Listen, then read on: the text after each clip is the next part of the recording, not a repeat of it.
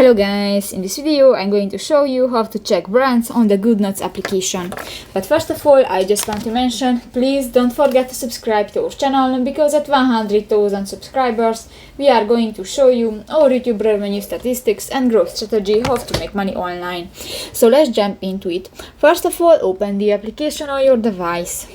That's the home screen, and go to the left bar at the screen and click to the fourth option, the marketplace, under the shared option, and here you can find the bottom, the top bar, and click to the third option, the brand. Just wait a 5 seconds because it's a little bit slowly, but in the brand section you can find different brands. For example, cream puff bunny shuya, I think that's cute, stationaries, little blue fun, and others, and you can use these templates. For example, the pair, you can buy it and you can use.